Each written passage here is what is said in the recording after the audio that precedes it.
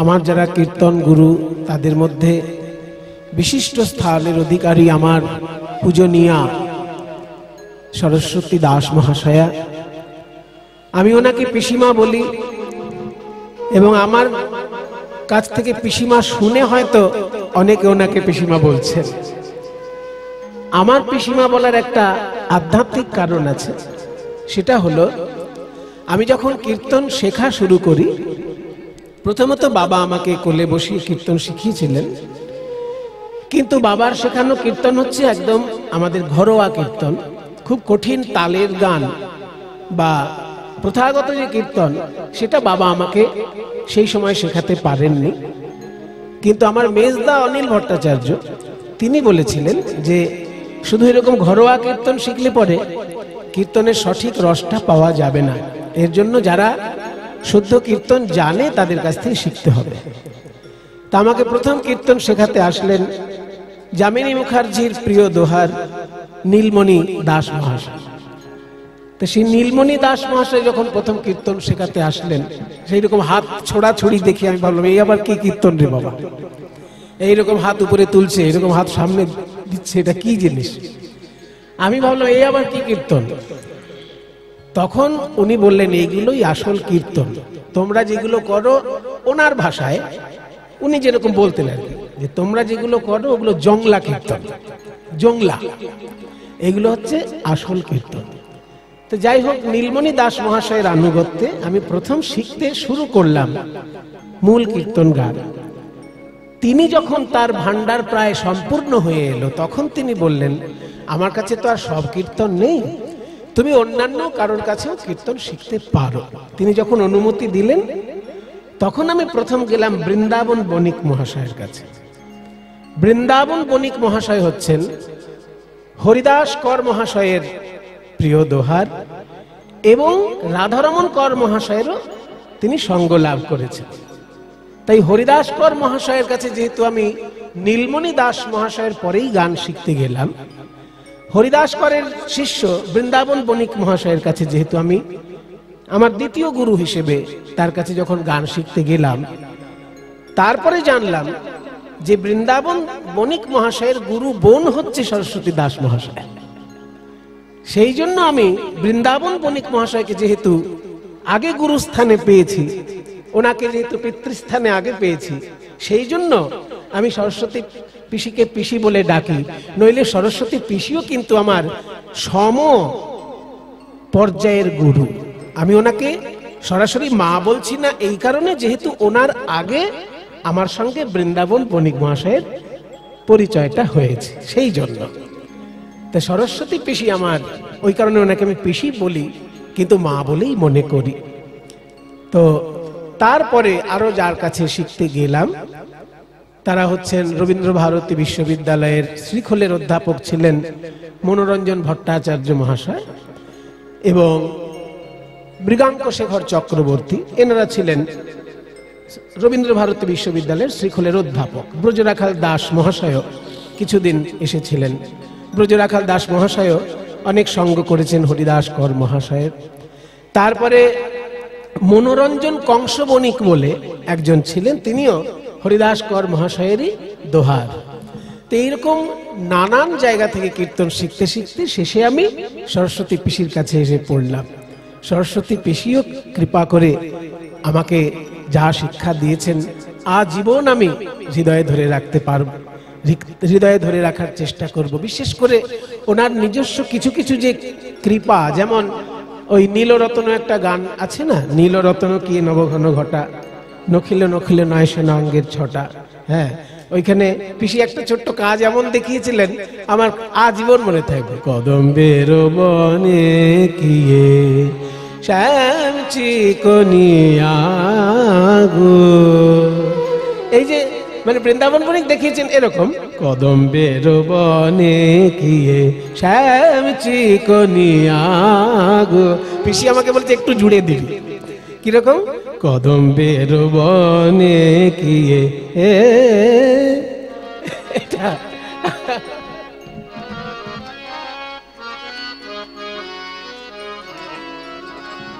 এগুলো তো পাওয়া যাবে না মশাই, এগুলো পয়সা করে দিয়ে পাওয়া যায় না। এগুলো গায়ের পরিশ্রমে পাওয়া যায় না, এগুলো পড়াশোনা করে পাওয়া যায় না, আর পয়সা খরচা করেও পাওয়া যায় না। যদি গুরু কৃপা করে দেয় তবে এগুলো পাওয়া যায়। এই যে একটুখানি কাজ, কিন্তু যেন একদম অমৃত ঝরে পড়ল। হ্যাঁ, কদম্বের বনে কিয়ে এই যে পিসির জায়গাটা একদম প্রাণ ভরে যায় এগুলো শুনলে পরে। সেই জন্যই আমি ওনাকে মা বলেই শ্রদ্ধা করি, কিন্তু যেহেতু বৃন্দাবন বণিক মহাশয়ের সঙ্গে আগে আলাপ হয়েছে, ওই জন্যই আমি ওনার বোন হিসেবে, এনাকে গুরু বোন হিসেবে আমি পিসি বলে ডাকি। আমার মাই উনি। তা আজকে আমার পরম সৌভাগ্য যে সেই পিসি আমার পাশে বসে শুনছেন গান, আমার জীবন ধন্য। আমি যতটুকু পারবো আজকে মূল বিশুদ্ধ কীর্তনের উপরেই এখানে চর্চা করব। একটু আগে যে গানটি গাইলাম, প্রথম অংশ আমাকে শিখিয়েছেন একজন, দ্বিতীয় অংশ শিখিয়েছেন আর একজন। প্রথম অংশ শিখিয়েছিলেন নীলমণি দাস মহাশয়। হ্যাঁ, প্রথম অংশ দামিনী দাম ও দমন রুচি দর্শনে, এই পর্যন্ত নীলমণি দাস মহাশয় শিখিয়েছে। কিন্তু দূরে গিয়েও দরপকি দাপ, তারপরের অংশটাও যে বড় দশকুশি, 56 মাত্রার ঘরের বড় দশকুশি, সেইটা আমাকে শিখিয়েছিলেন দ্বিজেন দে মহাশয়। দ্বিজেন দে হচ্ছেন রাধারমণ কর্মকার মহাশয়ের প্রিয় দোহার দ্বিজেন দে, তিনি ওই দ্বিতীয় অংশটা শিখিয়েছিলেন। তারপরে বললেন যে এর পরেরটা আবার বড় একতালি। এর পরের যে গানের লাইনটা, এই দামিনী দামও একটা গৌরচন্দ্রিকা, খুব বিখ্যাত গৌরচন্দ্রিকা। মহাপ্রভুর রূপের বর্ণনা এই গৌরচন্দ্রিকায় রয়েছে, কিন্তু গানগুলো এমন হয় না, এই গান গাইলে পরে মনে হয় যেন পরে কৃষ্ণলীলাটা না গাইলেই ভালো হয়, এত সুন্দর এই গানের মাধুর্য।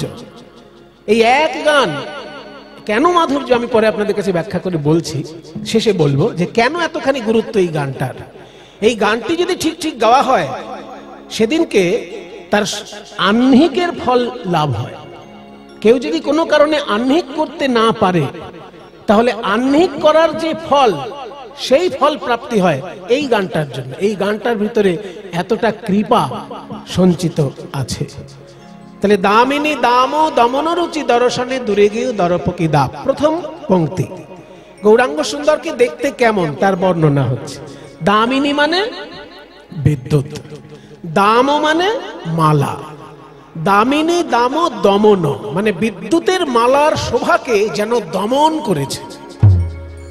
কে দমন করেছে? রুচি। এখানে আবার রুচি মানে অঙ্গ শোভা। এখানে রুচি মানে কিন্তু খাবারের রুচি নয়, এখানে রুচি মানে অঙ্গ শোভা। গৌর সুন্দরের অঙ্গ শোভা এমন, আকাশের বিদ্যুতের মালার শোভাকে যেন দমন করেছে।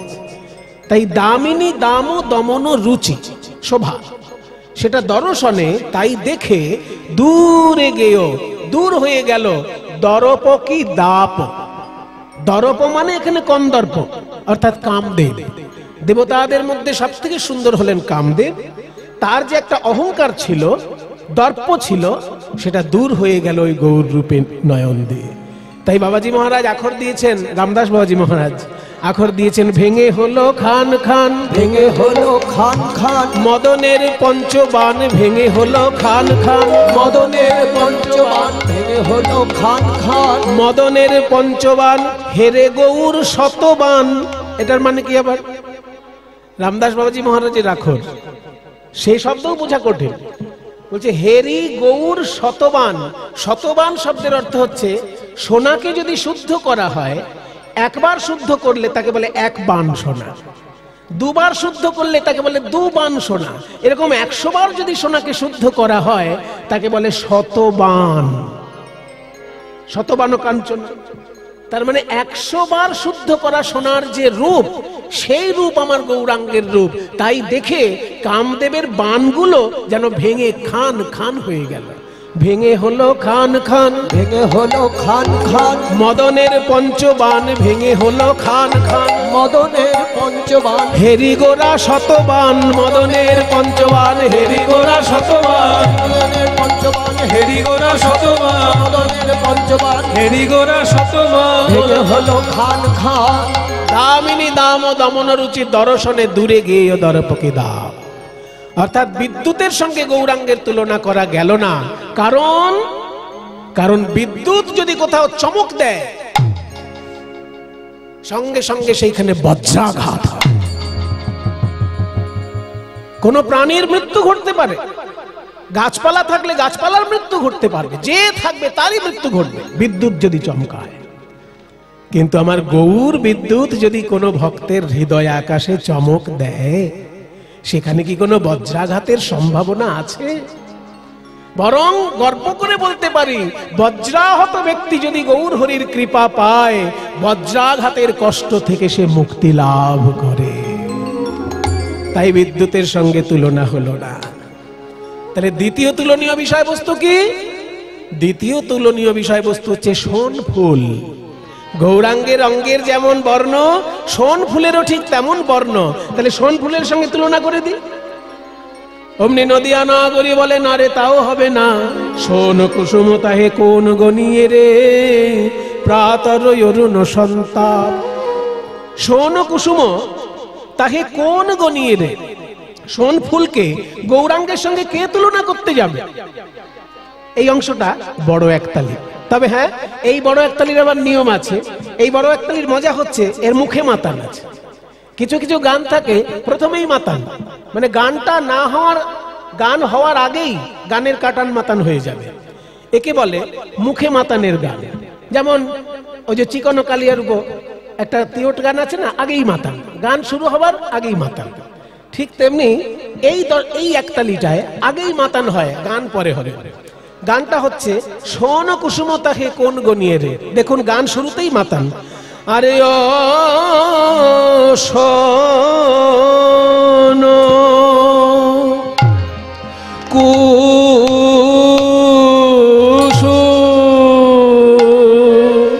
কুসুম তাহে রূপের আগে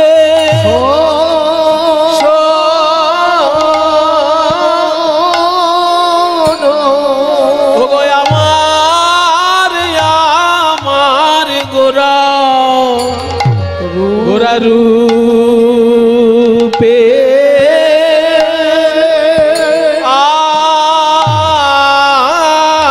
আগে আমি সোন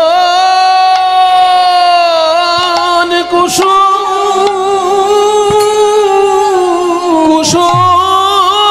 কিসে গনি গোরা রূপে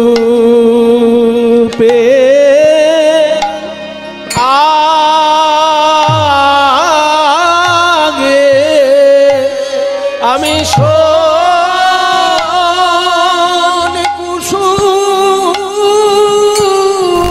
কুসুম কিসে গুনি বলিয়া আমার গোরা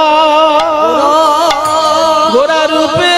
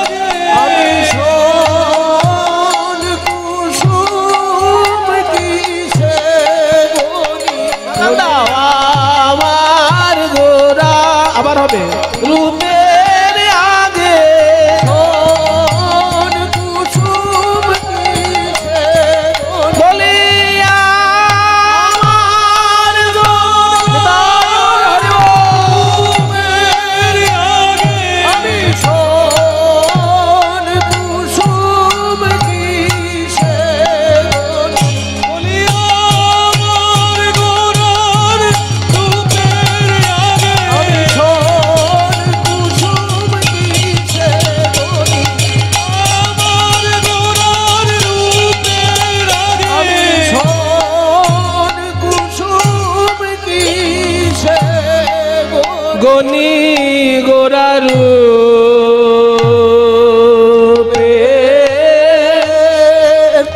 এইবার গান হবে, মাতন হয়ে গেল, এইবার গান, এবার মূল গানটা হবে। আরে ও শোনো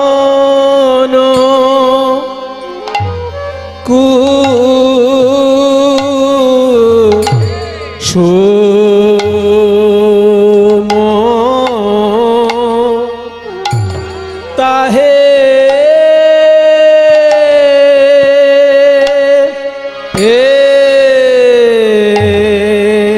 কোন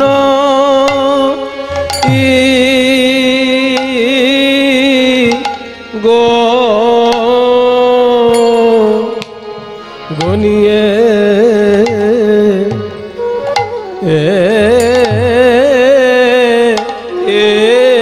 রে ও প্রাত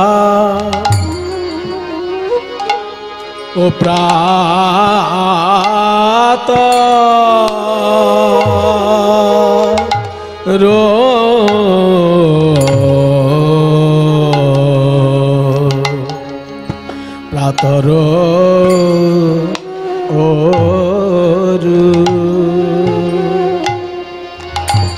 অরুণ সন্তা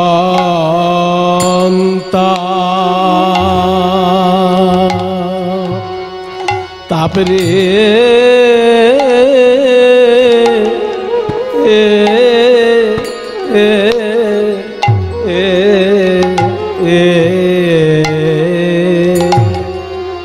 ও প্রাত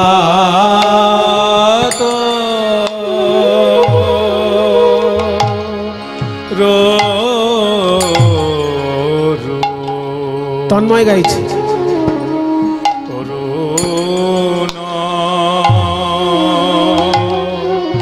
অরুণ সন্তা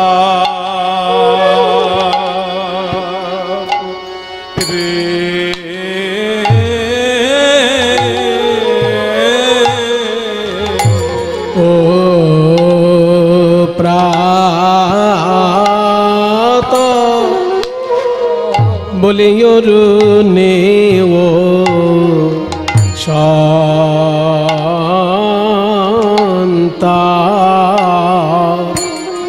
তাপ আছে রে এই যে কোটি চন্দ্র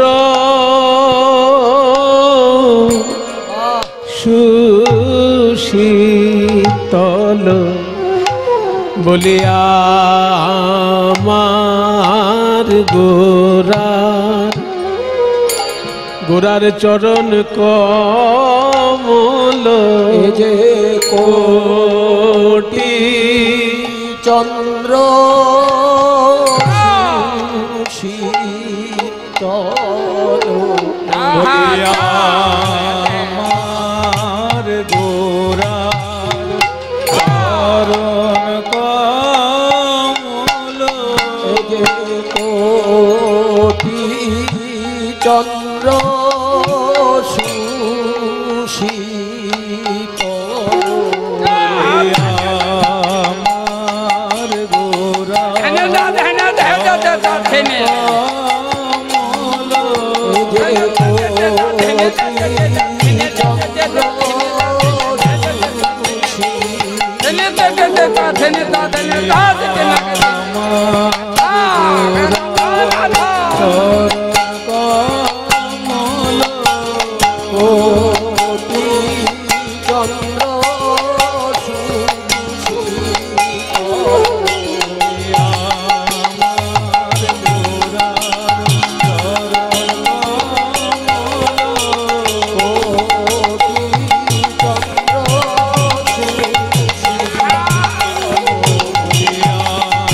আমার গোরার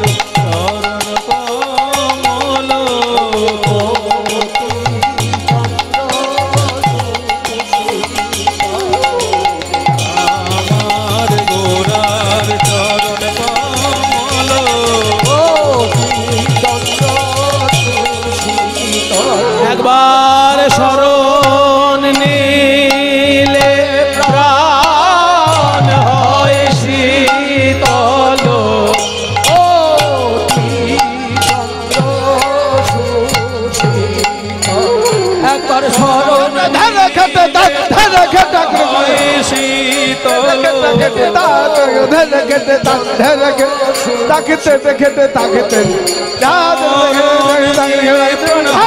শীতল কোটি চন্দ্র সুশীতল শরণ নীলে প্রাণ হয় শীতল কোটি চন্দ্র সুশীতল শরণ নীলে প্রাণ হয় শীতল গৌর হরি বল।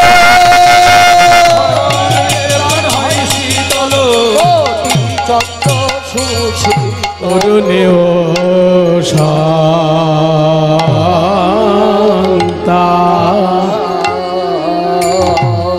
তাপ আছে রে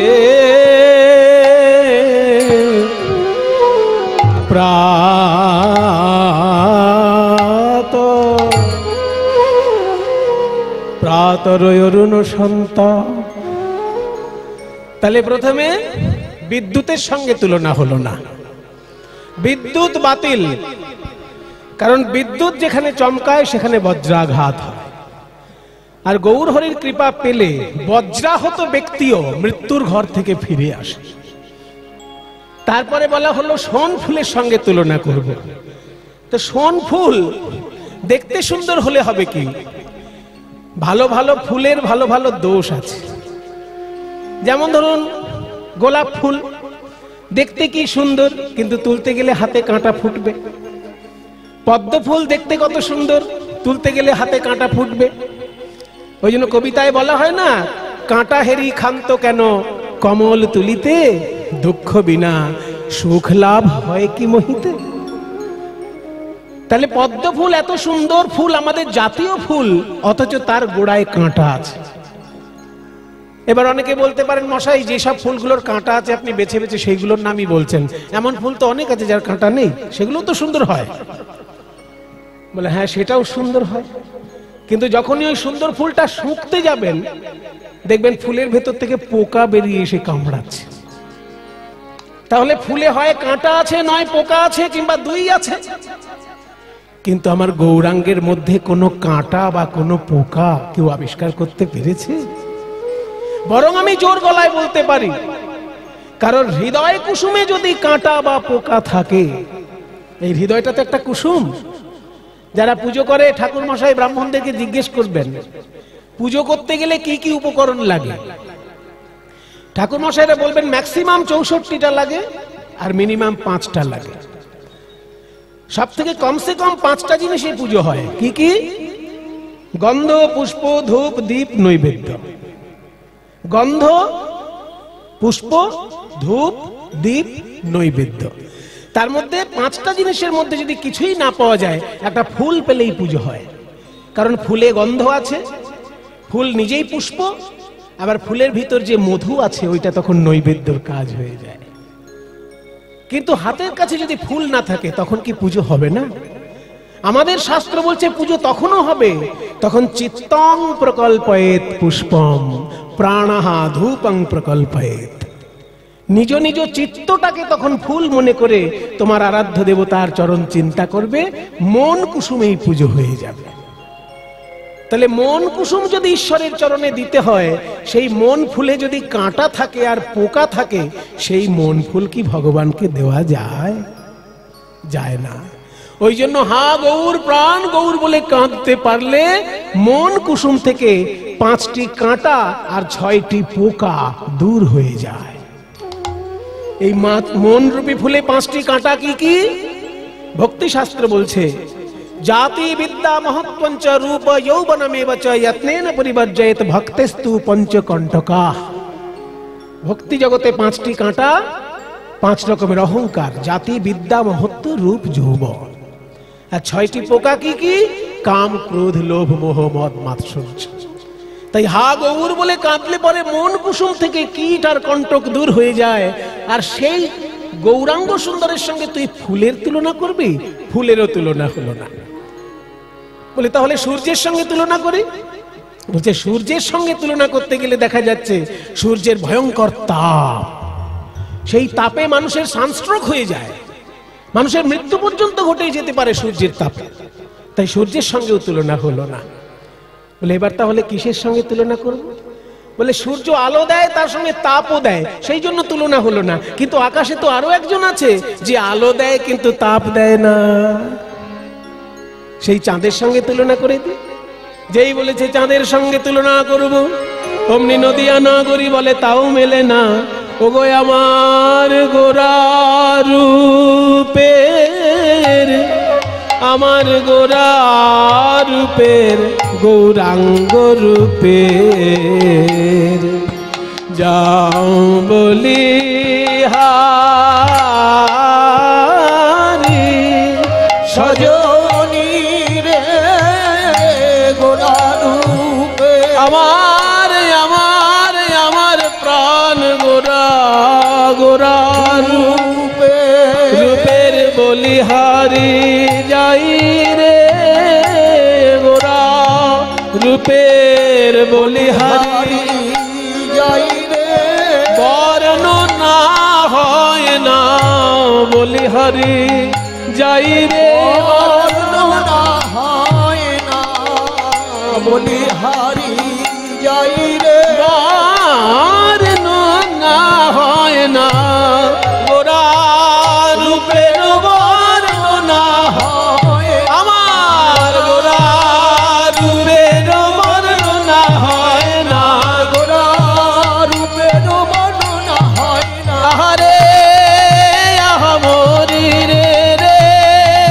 আহামরি রূপের বর্ণনা হয় না, গোরা রূপের বর্ণনা হয় না, গোরা রূপের বর্ণনা হয় না বলিহারি বলিহারি যাই রে, আমার গোরা রূপে গোরা রূপের গৌরাঙ্গ রূপে যাও বলি হারি সজনী রে হেরি সুধা করো হেরি সুধা করো, দেখো মুরছি চরণ তলে হেরি সুধা করো, মুরছি চরণ তলে পড়ু দশ নখ রূপ ধরি সজনী রে পড়ু দশ আকাশের চাঁদ, আকাশের চাঁদ খবর পেল যে গৌরাঙ্গ চাঁদ নামে একটা নতুন চাঁদ এসেছে নবদ্বীপের সৌভাগ্য আকাশে।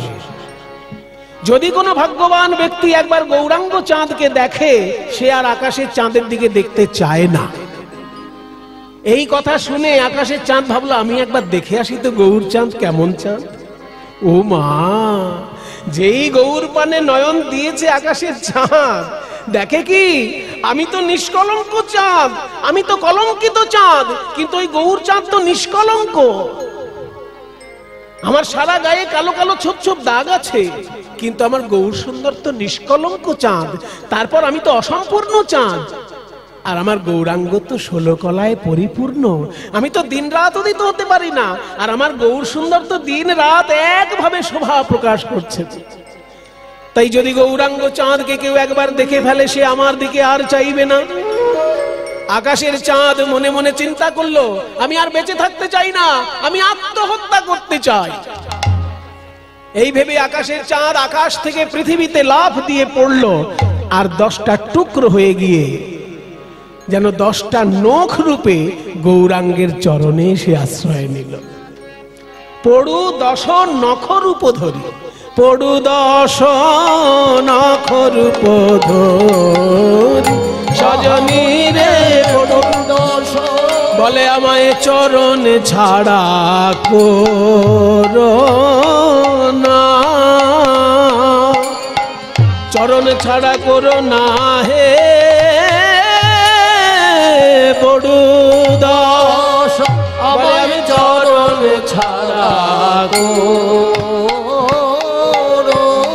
আমায় চরণ ছাড়া করো না কৃপা করে যদি শরণ দিলে চরণ ছাড়া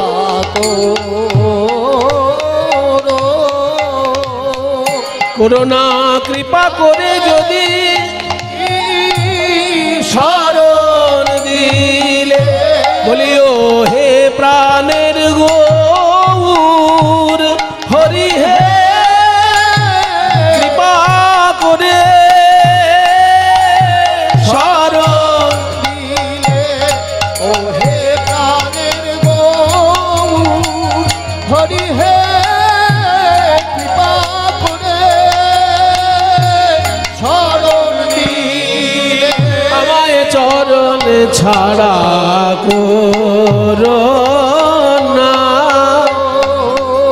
চরণ ছাড়া করো না হে পড়ুদাস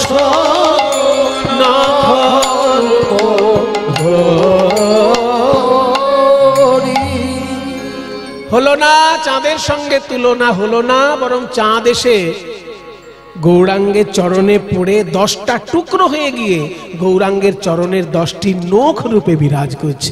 নখ রূপে চাঁদ বিরাজ করছে বলে তাহলে চাঁদের সঙ্গেও তুলনা হলো না। আর একটা মাত্র বিষয় আছে যা তুলনা করার মতো, সেটা বলি। সেটা হলো একটা দামি ধাতু। সবাই খুব ভালোবাসে, কেউ আঙুলে পরে, কেউ গলায় পরে, কেউ হাতে পরে, কেউ কানে পরে। তাহলে সোনার সঙ্গে তুলনা করি।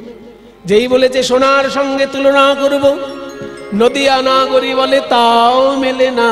ওগো সুবরণ বরণ হেরি নিজ কুবরণ সুবরণ বরণ হেরি নিজ কুবরণ মানি আপন মনস্তাপে সজনী রে মানিয়া আপন মনস্তাপে সজনী রে। সোনা একবার নিজের দিকে দেখে আর একবার গৌরাঙ্গের দিকে দেখে। সোনা মনে মনে ভাবছে যদি কেউ গৌরাঙ্গ সুন্দরকে একবার অলংকার করে সে তো আর আমার দিকে ঘুরেও তাকাবে না। তাই শ্যাকরা তুমি আমাকে পুড়িয়ে ছাই করে দাও শ্যাকরা। লোকে বলে শ্যাকরা সোনা পুড়ায়, কিন্তু পদকর্তা বলছে না না, সোনাই আগুনে ঝাঁপ দিচ্ছে লজ্জা পেয়ে, গৌরাঙ্গের সঙ্গে তুলনা হলো না বলে। তাই নিজ তনু যারে ভসম সম গণইতে নিজ তনু জারি ভসম সম করইতে ওই ছল অনল সন্তাপে এইগুলো দ্বিজেন বাবুর শেখানো। এই যে নিচের দিকে ছোট দাস পৈঠল অনল সন্তাপে সজনী রে পৈঠল।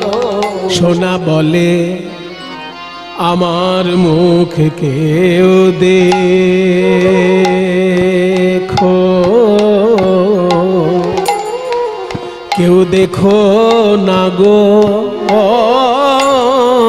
পৈঠল আমার মুখ কেউ দেখো আমার মুখ কেউ দেখো না কেন জানো, গোরা রূপের সনে আমার তুলনা হয় না। আমার মুখ কেউ দেখো,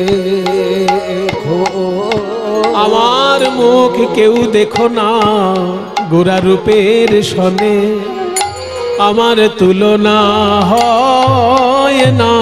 তাই আমি আগুনেতে ঝাঁপ দিলাম, গোরা রূপের সনে আমার তুলনা হয় না। তাই আমি আগুনেতে ঝাঁপ দিলাম, এর সনে তুলনা হয় না। আমার মুখ কেউ দেখো, কেউ দেখো না গো পৈঠাল আনালো সন্তাপে।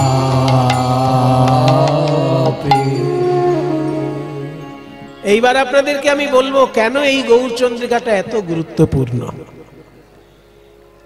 এই পদটি যিনি লিখেছিলেন তিনি হচ্ছেন ভক্ত রঘুনন্দনের বংশধর জগদানন্দ ঠাকুর। জগদানন্দ পণ্ডিত নয়, জগদানন্দ পণ্ডিত হচ্ছেন চৈতন্য মহাপ্রভুর সঙ্গী। জগদানন্দ পণ্ডিত যিনি, তিনি মহাপ্রভুর পার্ষদ, চৈতন্যদেবের পার্ষদ।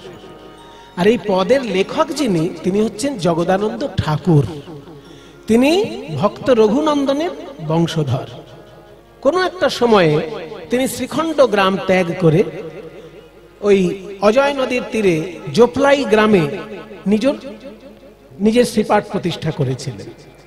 তো এই জগদানন্দ ঠাকুর এত সুন্দর কবিতা লিখতেন, সে মানে খুব সুন্দর। ওনার যা পাওয়া যায় রচনা, যেটা ক দিয়ে লিখবেন শুধু ক দিয়েই লিখে যাবেন, যেটা খ দিয়ে লিখবেন শুধু খ দিয়েই লিখে যাবেন, যেটা গ দিয়ে লিখবেন গ দিয়েই লিখে যাবেন, এইরকম পাণ্ডিত্য ছিল ওনার ভেতরে। এই পদটা শুরুতেও তো সেই রকম, দেখুন উদাহরণ, দামিনী দাম ও দমন রুচি দর্শনে দূরে গিয়ে দরপকি দাপ, সবগুলো শব্দ দ দিয়ে শুরু, একে বলে অনুপ্রাস অলঙ্কার। তো এত সুন্দর পাণ্ডিত্য ছিল ওনার, খুব ভালো কবিতা লিখতেন। তো একদিন বৈষ্ণব সমাজ বললেন যে আপনি গাছপালা নিয়ে, লতা পাতা নিয়ে, নদী নিয়ে কবিতা লেখেন, এত সুন্দর, তুলনা হয় না, কিন্তু আপনি ভক্ত রঘুনন্দনের বংশধর, আর রঘুনন্দন হচ্ছেন এমন যিনি চৈতন্য মহাপ্রভুর কোলে উঠে নৃত্য করেছেন। ভক্ত রঘুনন্দন গোপীনাথের সেবা করেছিলেন শ্রীখণ্ড গ্রামে, মানে গোপীনাথকে নাড়ু খাইয়েছিলেন সরাসরি।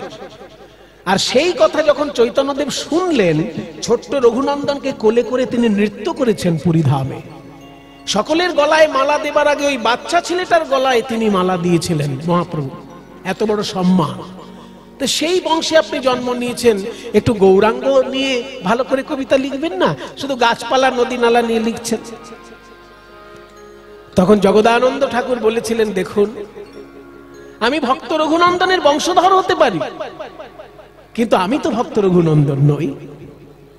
ভক্ত রঘুনন্দন মহাপ্রভুকে দর্শন করেছেন, আমি তো মহাপ্রভুকে কোনোদিন দর্শন করিনি। আমি গাছপালা নদী নালা দেখতে পাই, তাই সেগুলো নিয়ে কবিতা লিখি। মহাপ্রভুকে তো দেখতে পাইনি, তাকে নিয়ে আমি লিখবো কি করে? তখন বৈষ্ণব সমাজ আশীর্বাদ করলেন যে আমরা সবাই মিলে আপনাকে আশীর্বাদ করছি, আপনি একটু ভালো করে ধ্যানে বসুন, আপনি গৌর সুন্দরকে যেমন দেখবেন হৃদয়ে তেমন লিখবেন। তখন জগদানন্দ ঠাকুর ধ্যানে ডুবলেন, হা গৌর প্রাণ গৌর বলে। ধ্যানের মধ্যে দেখতে পেলেন গৌরাঙ্গ মহাপ্রভুর অপূর্ব রূপ মাধুরী। আর সেই রূপ মাধুরীর হৃদয়ে দর্শন করার পর এত সুন্দর পদাবলী তার হাত থেকে বেরিয়ে এলো। এই সেই পদ যে মহাপ্রভুকে হৃদয়ে দর্শন করে তারপর যখন তিনি ধ্যান ভাঙল, তার এই সুন্দর পদটি আমাদেরকে উপহার দিলেন। তাই জন্য এই পদটার মধ্যে এত গুরুত্ব রয়েছে বৈষ্ণব জগতে, এতটা মূল্যবান এই পদ। যদি কোনোদিন কারোর আহ্নিক ভুল হয়ে যায়, যদি সে আহ্নিকে বসতে না পারে, এই পদটি স্মরণ করলে আহ্নিকের ফল তার লাভ হয়। এটা দ্বিজেন দে মহাশয় আমাকে বলেছিলেন। তা বলছে পাঁচটা জিনিসের সঙ্গে তুলনা করতে গেলাম, একটাও মিলল না। বিদ্যুৎ, সোনফুল, সূর্য, চন্দ্র এবং সোনা, কোনোটার সঙ্গে তুলনা মিলল না। পাঁচটার সঙ্গে যখন মিলল না, 5000-এর তুলনাও মিলবে না। তা কেন তুলনা মিলছে না বলতো? নদিয়া নাগরী বলছে, শোন, আমরা যে জিনিসগুলো দেখতে পাই এগুলো বিধাতার সৃষ্টি, আর আমার গৌরাঙ্গ মহাপ্রভুর সমান অনুভব বিধাতারও নেই। তাহলে বিধাতা কি করে আরেকটি গৌর তৈরি করবে? গৌর রূপ তো স্বয়ং প্রকাশিত, বিধাতার ক্ষমতা নেই গৌরাঙ্গকে তৈরি করার। কারণ গৌরাঙ্গের সমান বা গৌরাঙ্গের থেকে অধিক অনুভব শক্তি বিধাতার তো নেই।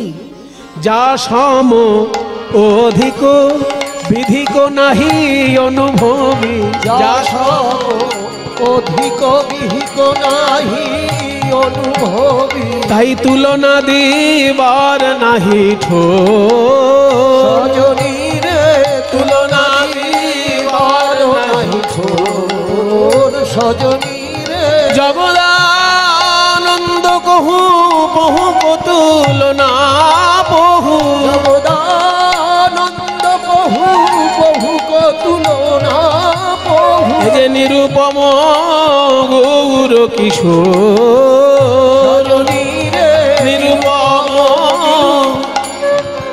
কিশোর সজনী রে নিরূপম নিরূপম নিরূপম নিরূপম নিরূপম নিরূপম এ যে নিরূপম নিরূপম ভুবনে তুলনা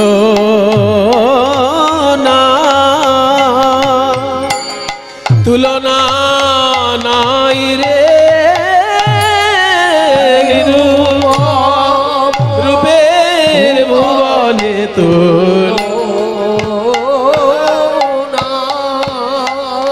আমার ভুবন মোহন গোরা রূপে কিসে বা তুলনা দিব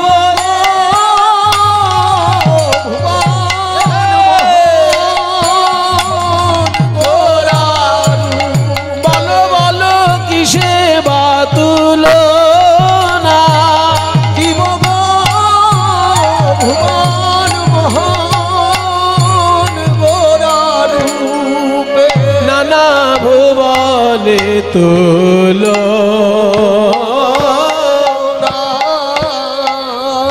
ভুবনে তুলনা নাই নিরূপম গৌর কিশোর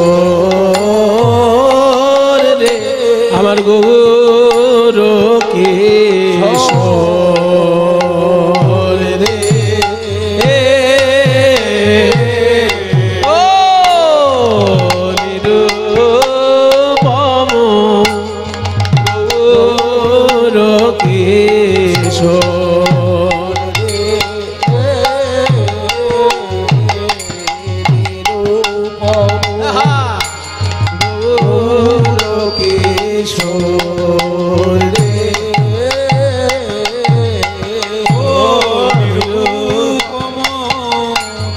গৌর কিশোর রে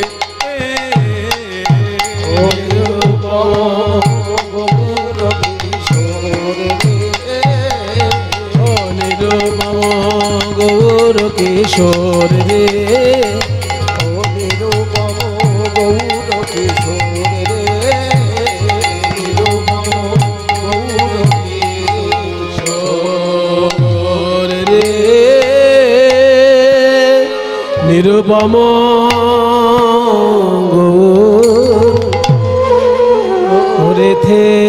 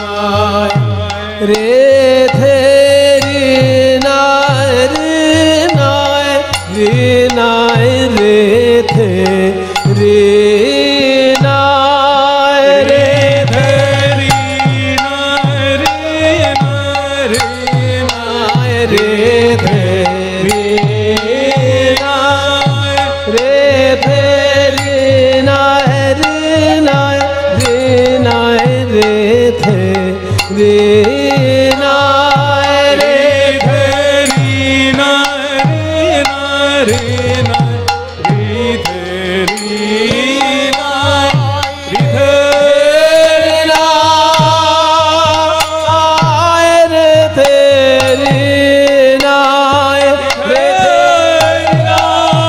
নায় রে নায় রে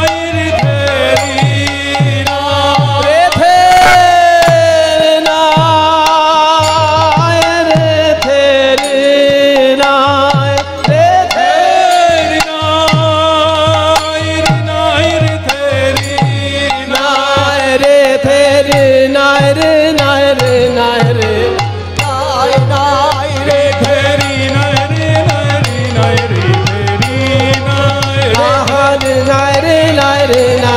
Tere na tere na re na re na re tere na ahare re tere na ahare re tere na re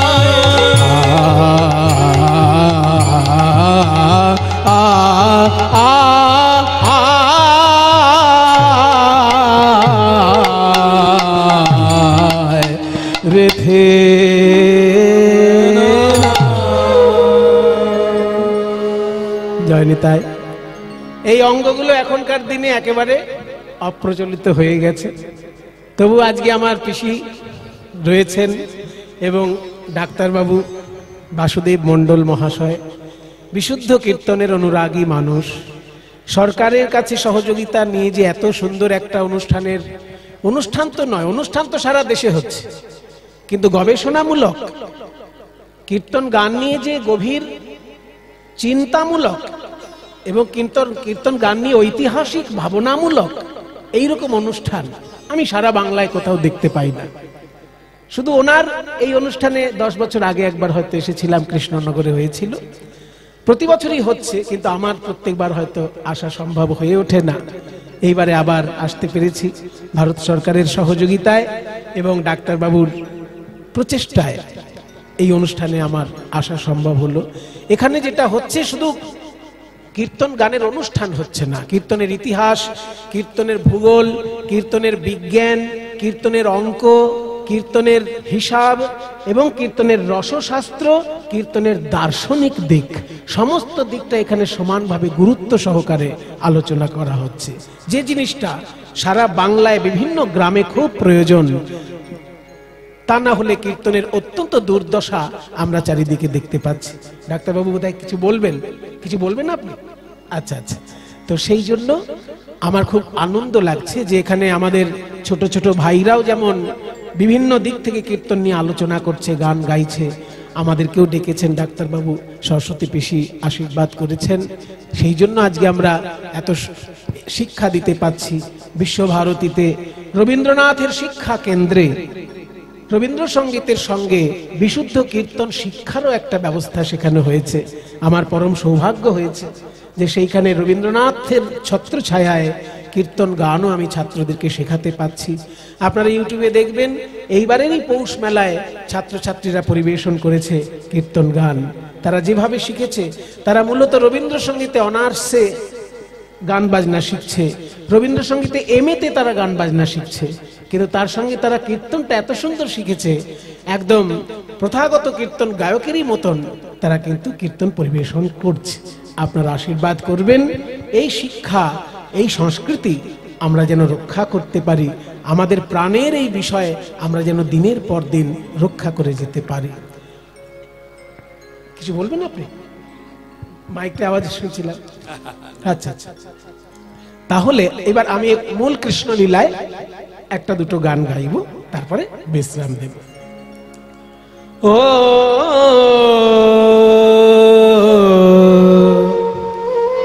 দেখুন কীর্তন যে শুধু তালের প্রাধান্যতা নয়, এবার দেখবো রাগের প্রাধান্য। এতক্ষণ আমরা বিভিন্ন তালের দিক থেকে আলোচনা করলাম, মানে বড় দশকুশির দুটো রূপ শুনলাম, বড় একতালির দুটো রূপ শুনলাম, তারপর ছোট দশকুশি তার সঙ্গে বিরামের মাতন শুনলাম। এবার দেখুন রাগ ভিত্তিক কিরকম কীর্তন গান হয়, একদম সেই নরোত্তম দাস ঠাকুরের যুগ থেকে হয়ে আসছে। মানে ভৈরবীর পর্দা সব লাগছে, অথচ ভৈরবী রাগ নয়। কিন্তু মজার ব্যাপার, যে কোনো ক্লাসিক্যাল গায়ক ভৈরবীর পর্দা যদি একবার তার কানে চলে আসে, তার অন্য রাগ গাওয়া খুব কঠিন হয়ে পড়ে। কিন্তু এই গানটায় দেখুন আপনারা, ভৈরবীর সব পর্দা লাগছে, অথচ ভৈরবী রাগ নয়, গৌরী রাগের। রাগটা গৌরী রাগ, কীর্তনাঙ্গীয় চলন, কিন্তু পর্দা সব ভৈরবী। কিরকম ভৈরবীর পর্দা? কি সারে গা মা পা ধা নি সা, সা নি কোমল নি কোমল ধা, পা মা কোমল গা কোমল রে সা।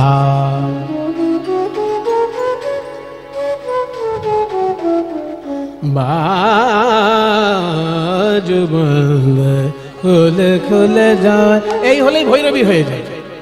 কিন্তু আশ্চর্য ব্যাপার, সমস্ত পর্দা এইগুলোরই লাগছে, অথচ ভৈরবীর সঙ্গে এর কোনো সম্পর্কই নেই। পুরো আলাদা প্রকৃতির একটি রাগ। রাগের ধরনটা চলনটার উপর নির্ভর করছে। দেখুন ধা নি সা মা, এখান থেকে নিতে হবে মা ধা নি সা রে নি দা নি সা রে গা রে নি সা নি দা মা দা মা দা নি ধা নি নি সা রে নি সা দা মা গা মা গা রে সা। ও আরে কি বা চিকো, ধরনেই বোঝা গেল ভৈরবীর সঙ্গে কোনো সম্পর্ক নেই, কিন্তু সব পর্দা ভৈরবীর। এই তালটি তিওর তাল, কিন্তু এটারও মুখে মাতাল। ও আরে কি বা চিকো, ও আরে কি বা চিকো, ও দাগ দাগ হেনে তাকেটা, দাগ দাগ হেনে তাকে, দাগ দাগ হেনে তাকেটা তেরে খেটা। ও আরে কি বা চিকো, আরে কি বা চিকো, আরে কি বা চিকো, আরে কি বা চিকো, তেরে ঘেনে নাগ, তেরে ঘেনে নাগ, তেরে ঘেনে, ও আরে কি বা চিকো,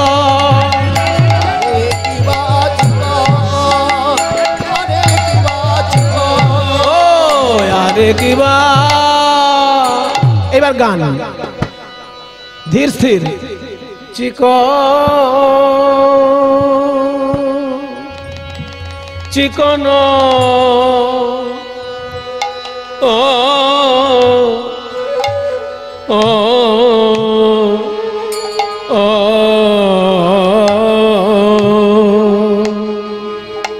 চিকন কালি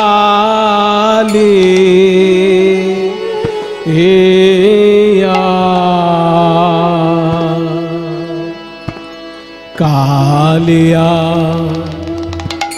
রূপ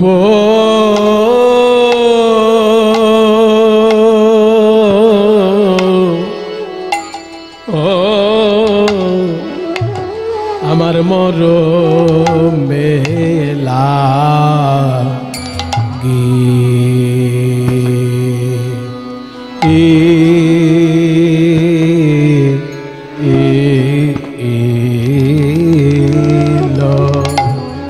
ও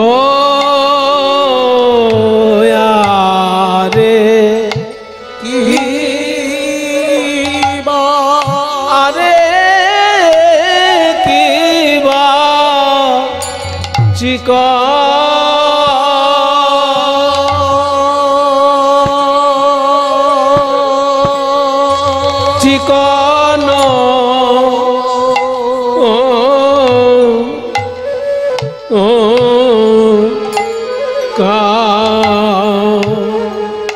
চিকন কালি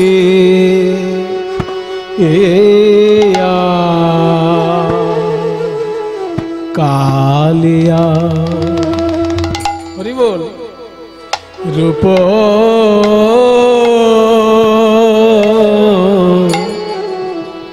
আমার মর মেলা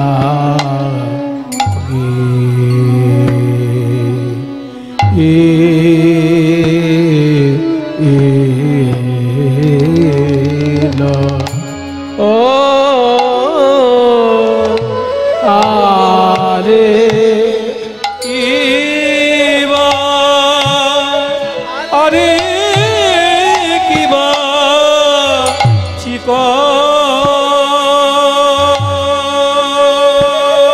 সখীরে তারা বুঝি এই গান আমার পিসি এত সুন্দর করেন, আমি কি করবো বলুন। আমি পিসির মতন কোনোদিন পারবো না, কিন্তু তবু তো শখ হয়। দেখ তারা বুঝি ভালো করে দেখে, দেখে নাই দেখে না গো আরে কিবা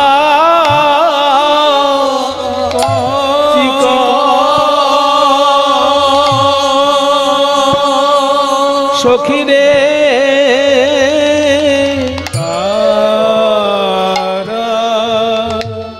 বুঝি হরি বল তারা বুঝি ভালো করে দেখে, ভালো করে দেখে নাই দেখে নাই দেখে নাই গো যারা কৃষ্ণ কালো বলে, যারা কৃষ্ণ কালো বলে তারা বুঝি ভালো করে দেখে নাই দেখে নাই দেখে নাই গো ওগো যারা কৃষ্ণ কালো বলে, যারা আমার মধুর রূপকে কালো বলে, আমার মধুর মধুর রূপ গো মধুর আলো করা রূপ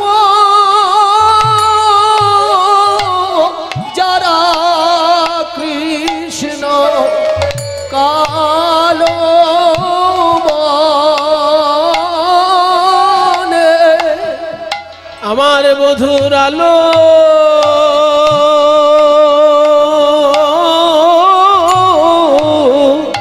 আলো করা আমার মধুর আলো করা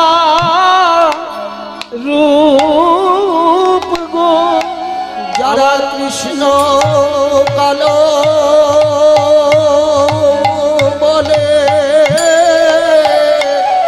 আমার মধুর আলো করা রূপ গো যারা কালো বলে,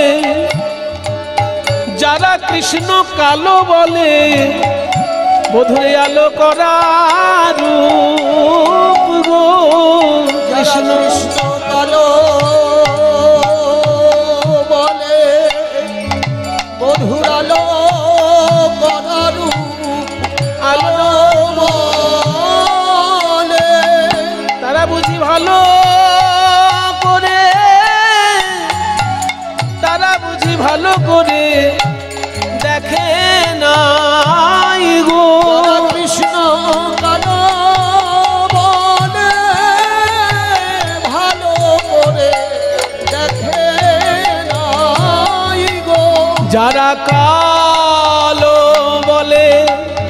আমার বধুর আলো করা রূপ যারা কালো বলে বধুর আলো করা রূপ গো যারা কালো বলে বধুর আলো করা রূপ যারা কালো বলে বধুর আলো করা রূপ গো যারা কালো বলে গৌর হরিব করা রূপ গো যারা কালো বলে বধুর আলো করা রূপ গো সখী তারা বুঝি ভালো করে দেখে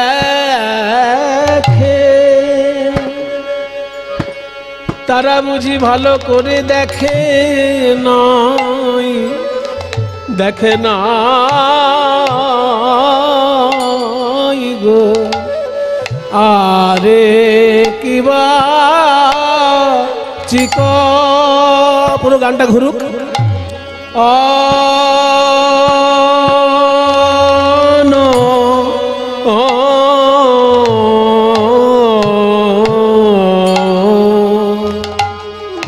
চিকন কালিয়া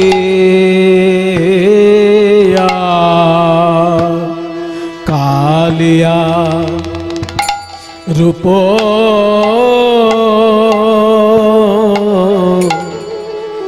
আমার মরমে লাগি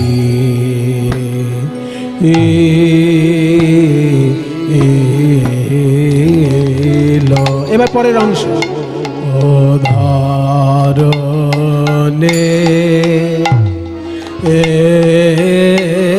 না যায়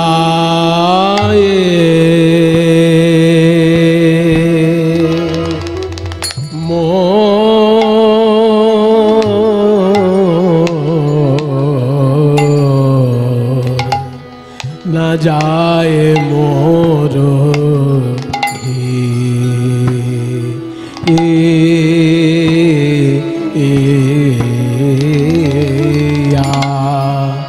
ও ধারণে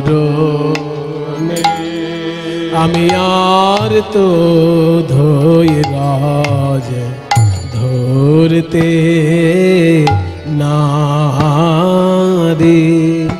রূপে নয়ন দিয়ে আর তো ধৈরাজ ধরতে নারী রূপে নয়ন দিয়ে আর তো ধৈর্য ধরতে নারী মধুর রূপে নয়ন দিয়ে আর তো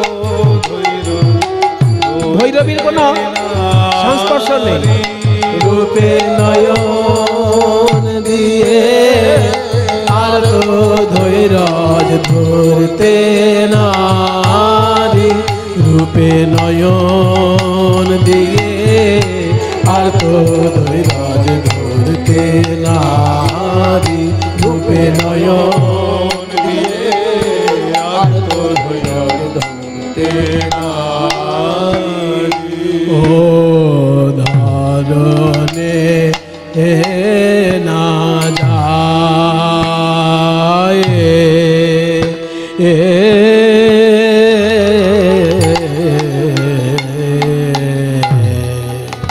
না যায় মোর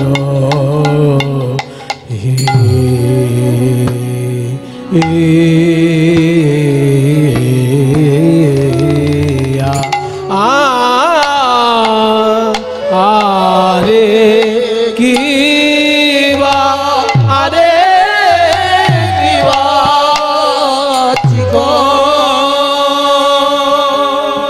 কি আশ্চর্য একটা সুর প্রত্যেকটি পর্দা লাগছে ভৈরবীর অথচ ভৈরবীর সঙ্গে এর কোনো সংস্পর্শই নেই যখন সুরটা প্রকাশ পাচ্ছে বিশুদ্ধ কীর্তনের একটা আলাদা রূপ প্রকাশ পাচ্ছে যার সঙ্গে ভৈরবীর যেন কোনো রকমের মিলই নেই এটাই কীর্তন গানের নিজস্বতার একটা বৈশিষ্ট্য যেটা কীর্তনাঙ্গ গৌরী রাগ, সব পর্দা ভৈরবীর, অথচ ভৈরবীর কিচ্ছু খুঁজে পাওয়া যাবে না এর মধ্যে। কত চাঁদনি গাড়িয়া, আসতে মধুর মুখ খানি, আসতে ধীরে ধীরে।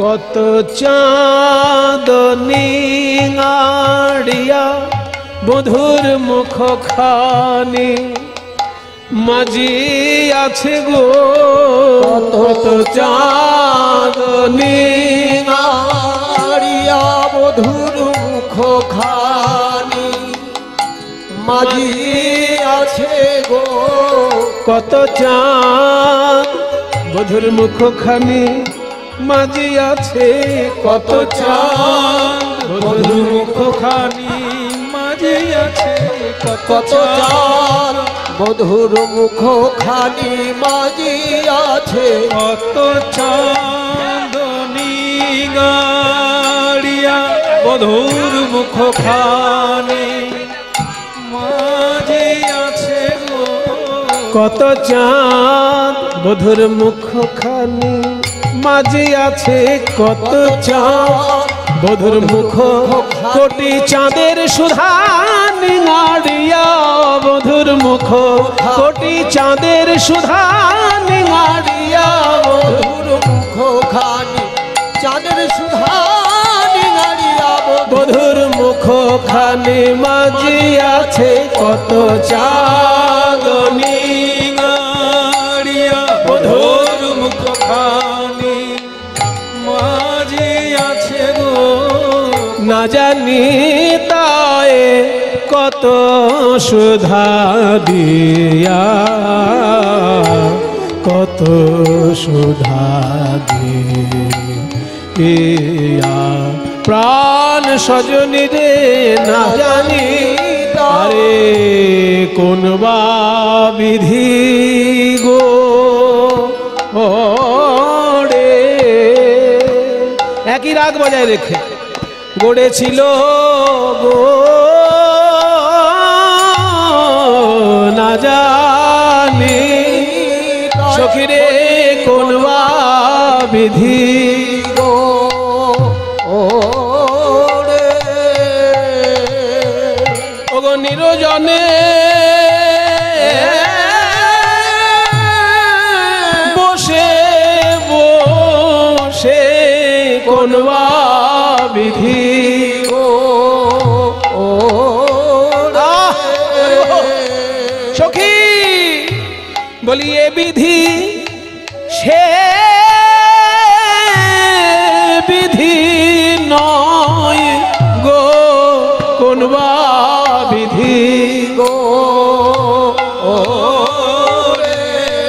না না না এ বিধি সে বিধি নয় গো, আমার রূপ গড়েছে অন্য অন্য বিধি, বলি এ বিধি সে বিধি নয় মধুর রূপ গড়েছে অন্য বিধি, বলি এ বিধি সে বিধি নয় গো, জানে না কোন বা বিধি গো রে। গড়েছিল গো না জানি তাই কত সুধা দিয়া,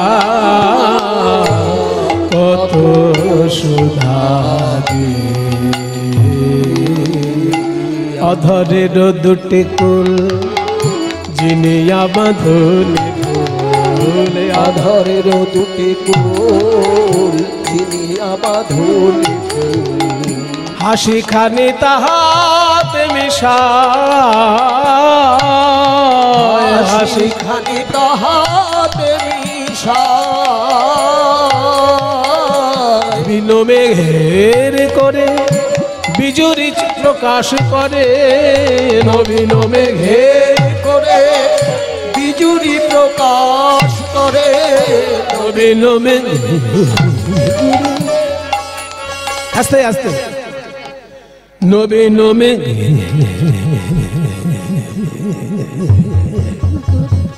নবীন মেঘে করে বিজুরি প্রকাশ করে নবীন মেঘের করে বিজুরি প্রকাশ করে।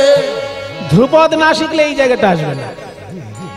স্বামী বিবেকানন্দ বলেছিলেন মহাপুরুষদের কথা সবসময় শুনতে হয়।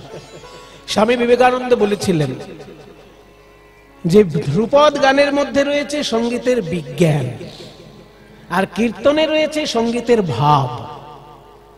যদি ধ্রুপদ আর কীর্তন দুটোকেও সমানভাবে শিখতে পারে, তার ভিতরে বিজ্ঞান আর ভাব দুটোর মিশ্রণ ঘটে। ওই জন্য সঙ্গীতের বিজ্ঞান অংশটা কিন্তু ধ্রুপদ গানে আছে। আর গরানহাটি কীর্তনের সঙ্গে ধ্রুপদ গানের একটা গভীর সম্পর্ক আছে। কারণ ধ্রুপদ গানে যেমন 4 আবর্তন ধরে গান হয়, ধ্রুপদ গানের যে রূপ যদি কেউ জানেন দেখবেন 2 আবর্তন বা 4 আবর্তনের গানের রূপ হয়, তেমনি কীর্তন গানেও এক একটা তাল 3 আবর্তন বা 4 আবর্তন বা 6 আবর্তনের রূপ আছে।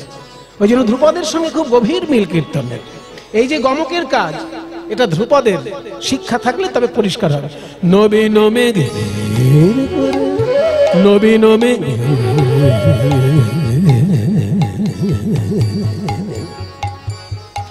সরে গরে সা সরে ধর পা পধ মাপ গম প পধ মাপ গম ধা পধ মাপ গম প গম প পাম গরে সরে গরে সারে গরে সারে গরে সা।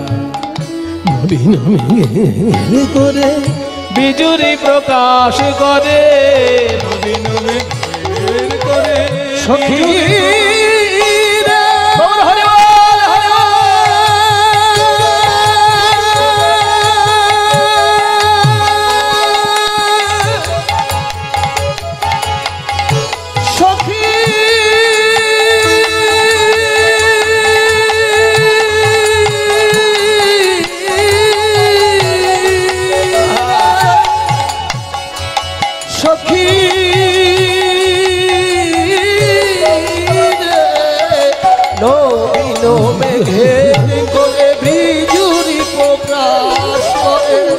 শ্রীকৃষ্ণের একটুখানি হাসি যখন ঝলক দেয়, খেয়াল করুন বাবা, এই যে মুখমণ্ডল আর মুখটার হাসি কিরকম।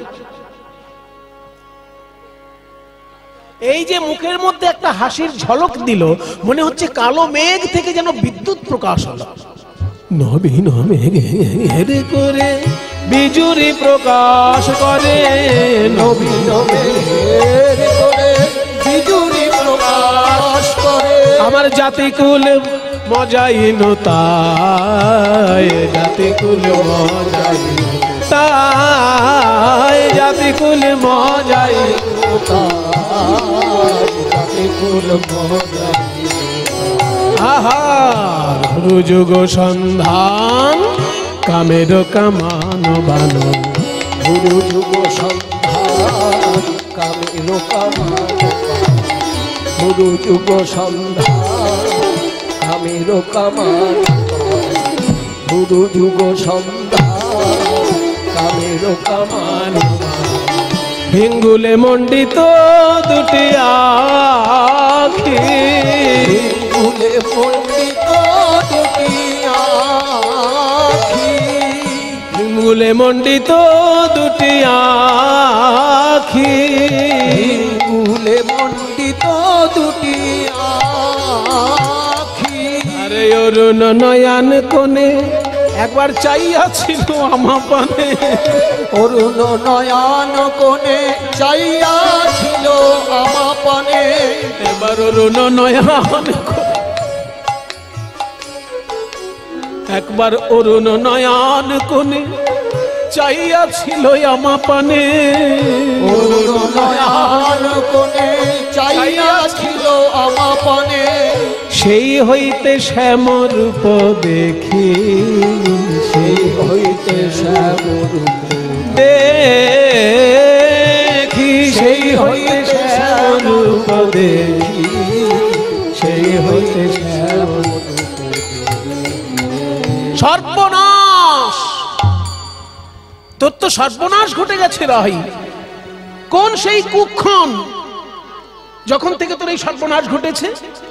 কুক্ষণ তোদের কাছে কুক্ষণ হতে পারে, আমার কাছে সব থেকে বড় শুভক্ষণ। যমুনার ঘাট হইতে উঠিয়া আসিতে পথে, যমুনার ঘাট হইতে উঠিয়া আসিতে পথে, সখী রে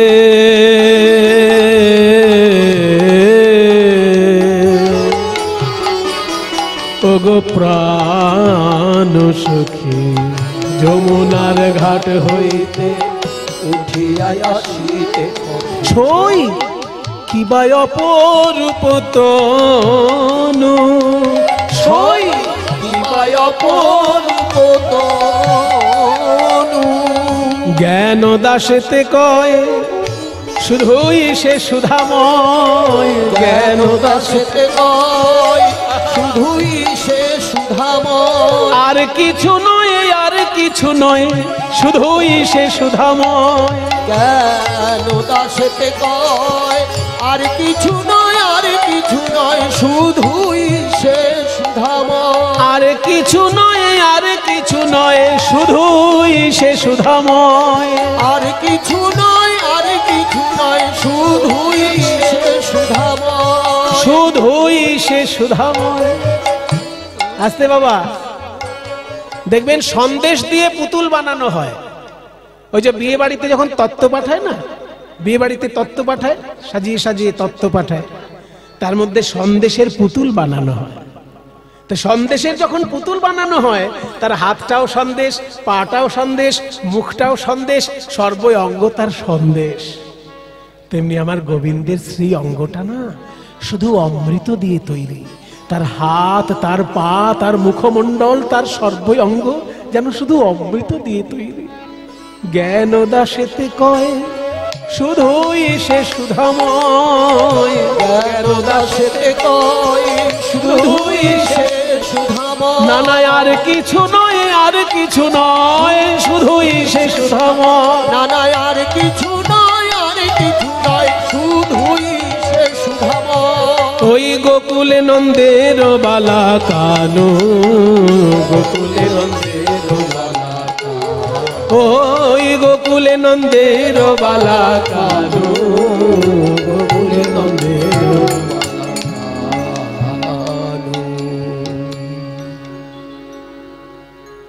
আগের গানটা যেমন তাল প্রধান ছিল, এই গানটায় তাল থাকলেও রাগ প্রধান। আমাদের বাংলার শাস্ত্রীয় সঙ্গীত বলে যদি কিছু থাকে সেটাই কীর্তন গান। এটা আমি জোর গলায় বলতে পারি, যদি কারোর খারাপ লাগে আমার করার কিছু নেই। কেউ যদি খুব ভালো খেয়াল গাইতে পারে, অনেক প্র্যাকটিস করেছে, গলায় নানা রকম কাজ দেখাচ্ছে, খুব ভালো, কিন্তু সে বাংলার শাস্ত্রীয় সঙ্গীত গাইছে কি? খেয়াল গান আপনি যত সুন্দরই গান, আপনি হয়তো লক্ষ লক্ষ টাকা ইনকাম করতে পারেন, সারা পৃথিবীতে নাম করতে পারেন, বাঙালি হয়ে খেয়াল গানে আপনার খুব ভালো নাম হতে পারে, কিন্তু আপনি নিজেকে প্রশ্ন করুন, আপনি বাংলার শাস্ত্রীয় সঙ্গীত গাইলেন কি? আপনি যতই ভালো খেয়াল গান করুন, আপনি কিন্তু বাংলার শাস্ত্রীয় সঙ্গীত গাইলেন না। খেয়াল বাংলায় উৎপন্ন হয়নি, খেয়াল অন্য কোথাও উৎপন্ন হয়েছে। বাংলায় তার বিকাশ হতে পারে, বাংলায় তার ঘরানা তৈরি হতে পারে, কিন্তু বাংলায় তার উৎপত্তি স্থান নয়। ঠিক তেমনি ধ্রুপদ খুব উচ্চ মানের সঙ্গীত হতে পারে, কিন্তু বাংলা তার উৎপত্তি স্থান নয়।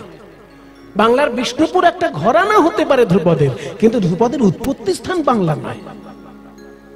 কিন্তু কীর্তন গানে যে রাগের উল্লেখ, কীর্তন গানে যে তালের উল্লেখ, বিশেষ করে বিলম্বিত তালে যখন কোনো গান গাওয়া হয় তাকে শাস্ত্রীয় সঙ্গীত বলতেই হবে। বিলম্বিত তাল সঠিক শিক্ষা ছাড়া গাওয়া যেতে পারেই না। পৃথিবীতে যত লোকসঙ্গীত আছে কোথাও বিলম্বিত তালে লোকসঙ্গীত হয় না, কারণ সাধারণ মানুষ লোকসঙ্গীত গায়, আর সাধারণ মানুষ সঙ্গীতের বিজ্ঞান না জানা থাকলে সে বিলম্বিত তাল গাইতেই পারবে না।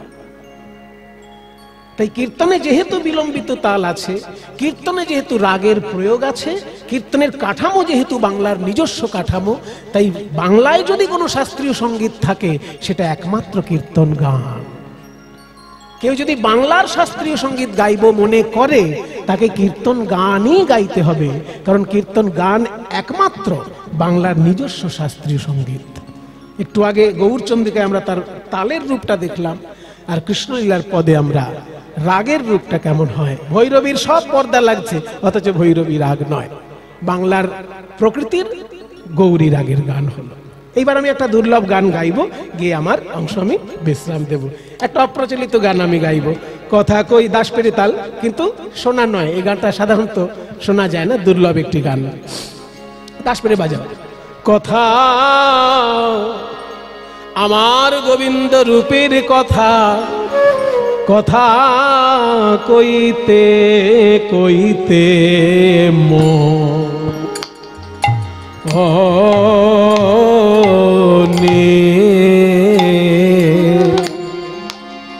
মনে হলো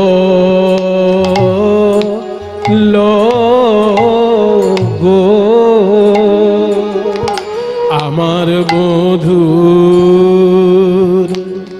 মুখ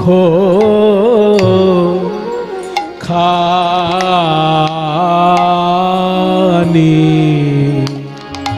যেন পূর্ণিমার শশী শশীরে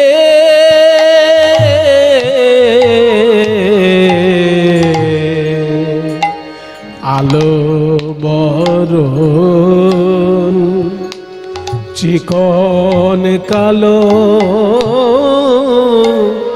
রূপ চলো দেখি কড়িমা যাইয়া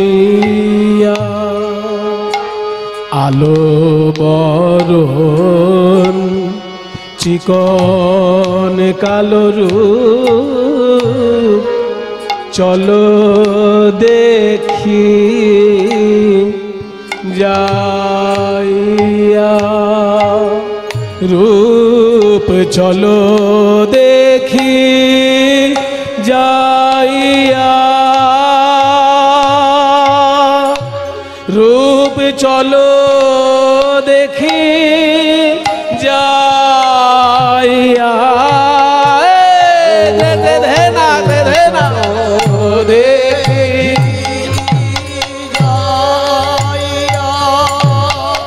ওই রূপার দেখা দেখা হয় কি না হয়, চলো দেখি যাইয়া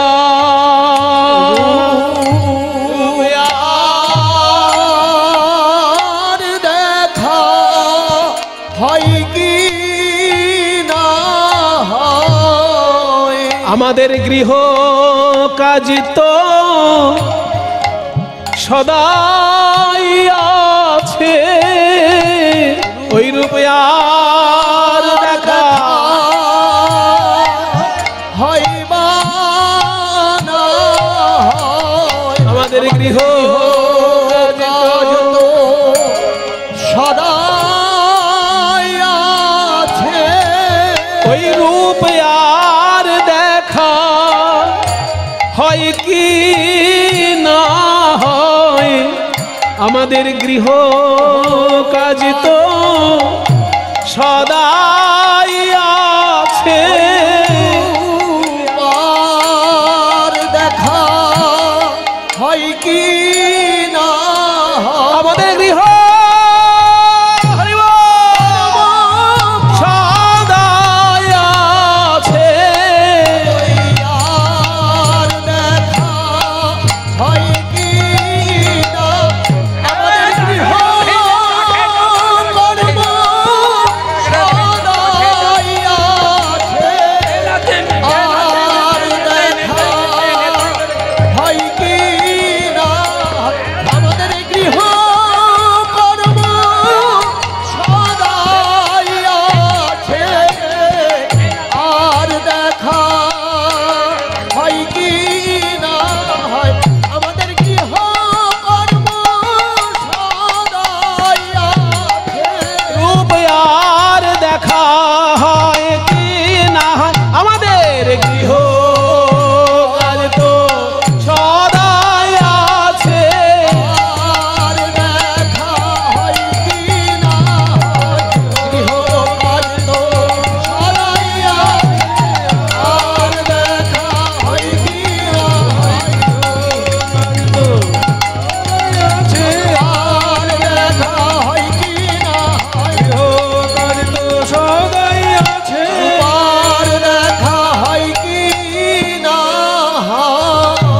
এবার চলো দেখি যাইয়া আমার বিকাইব তনু মন ওই চাঁদ মুখ চাইয়া আমি জন্মের মতো বিকাইব। এই গানটি আমায় শিখিয়েছেন দ্বিজেন দে মহাশয়। এইসব দুর্লভ গান যদি শিখতে না পারতাম বাবা, তাহলে আমার নর জন্ম হয়তো বৃথা জন্ম হতো। আপনাদের আশীর্বাদে এই গানগুলো শিখতে পেরেছিলাম বলে আমার মাঝে মাঝে খুব মনে হয় যে আবার যদি কখনো মনুষ্যকুলে জন্ম দাও ভগবান, জানি না এমন কোনো পুণ্য করেছি কিনা আবার মনুষ্যকুলে জন্ম পাবো কিনা, কিন্তু আবার যদি জন্ম পাই, যেসব গুরু পেয়েছি যেন সেই গুরুদের দেখা পাই। তা না হলে কিন্তু আমাকে আর জন্ম দিও না। যে গুরুগণের কৃপা পেয়েছি তাদের যেন জন্মে জন্মে তাদের সঙ্গে আমার সাক্ষাৎ করিও। তা না হলে এই নরজন্ম বৃথা জন্ম। সরস্বতী পিসি, আপনার চরণেও আমি ভুলুণ্ঠিত প্রণাম জানাই। এই তনু মন বিকাইব হে গোবিন্দ তোমার হলাম বলে, এই তনু বিকাইব ও হে গোবিন্দ তোমার হলাম বলে। আমায় দাসী করে রেখো পায়ে ও হে গোবিন্দ তোমার হলাম বলে। আমায় দাসী করে রেখো পায়ে ও হে প্রাণ গোবিন্দ তোমার হলাম বলে। আমার তনু মন বিকাইব। এইভাবে সখীসনের রূপের কথা কইতেছিল বসি, হেন কালে কুঞ্জ বনে বাজলো শ্যামের বাঁশি। কোন কুঞ্জে সই। আর একটা পুরনো গান মনে পড়েছে, একটু গাইবো? 2-4 মিনিট হবে? সময় হবে? 2-4 মিনিট। আর একটা পুরনো গান একটু মনে পড়েছে, ওই দ্বিজেন বাবুরই শেখানো আর তালের গান। আর কোন কুঞ্জে সই। বসো। আড়তালের গান, বড়োয়ারের গান। বসো বসো। বাজে ওই মুরলি,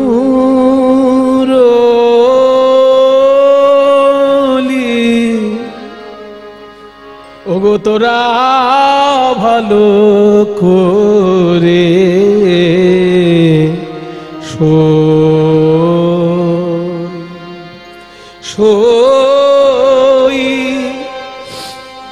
বাঁশি তোদের বাজে কানের কাছে, আর আমার বাজে প্রাণে প্রাণের মাঝে। ওরে তোদের বাজে কানের কাছে, আর আমার বাজে প্রাণে মাঝে। তোদের বাজে কানের কাছে, ওগো তোরা ভালো করে শোই। এরপরের অংশ, ওগো শ্রবণ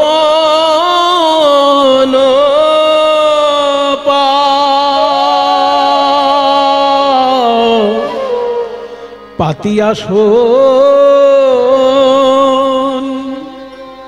বাজে শ্যামের মুরলি।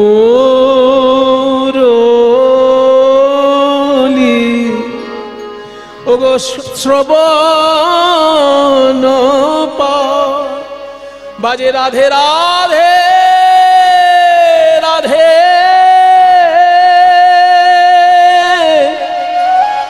রাধে বলে রে, ওগো শ্রবণ বাজে রাধে রাধে রাধে, রাধে বলে বাঁশি অন্য নাম কি জানে না রে, রাধে রাধে রাধে বলে রে, তোরা শ্রবণ পাতিয়া শোন, বাজে শ্যামের মুরলি।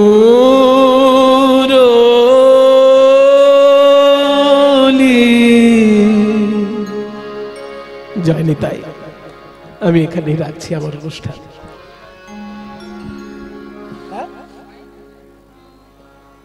ডাক্তারবাবু এখানেই রাখি। মিলনের দু একটা লাইন বলে দিই।